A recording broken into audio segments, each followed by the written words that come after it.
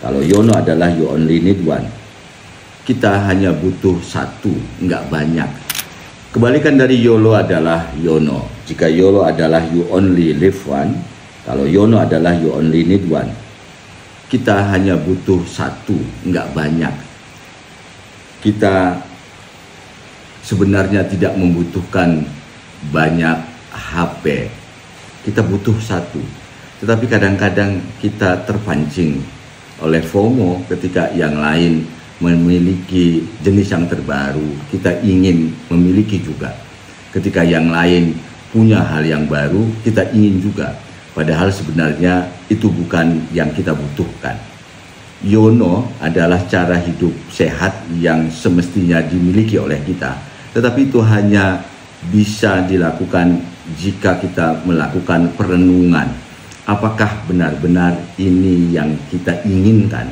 Atau jangan-jangan ini keinginan orang lain?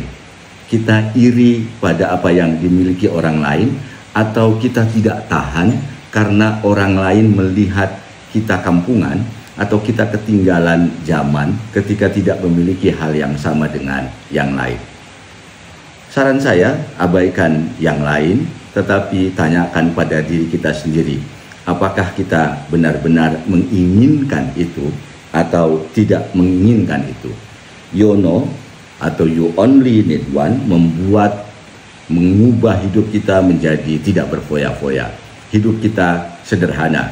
Di satu keluarga bisa jadi kalau FOMO negatif, dia memiliki banyak sekali mobil. Ada 5 anggota keluarga, 5 juga mobil.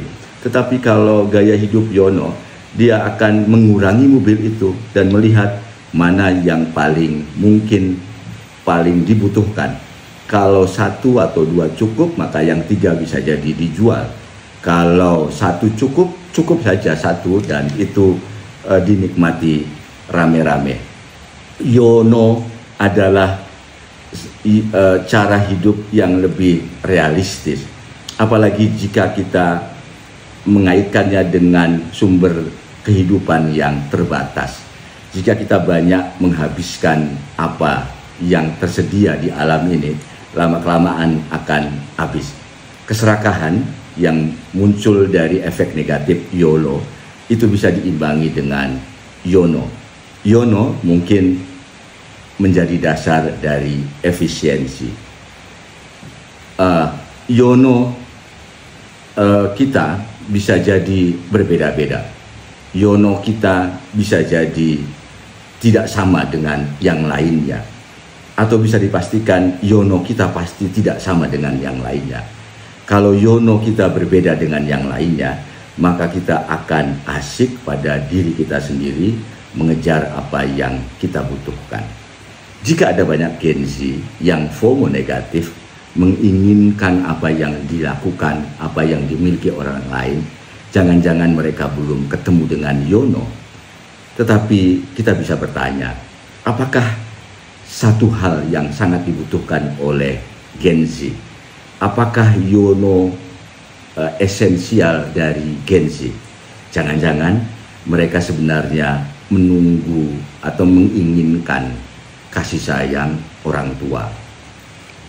Hanya satu yang mereka inginkan, tetapi itu tidak mereka dapatkan.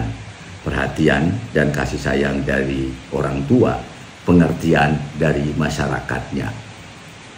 Agar Gen Z kita mampir walau sebentar pada YOLO, kita perlu untuk memberi mereka apresiasi.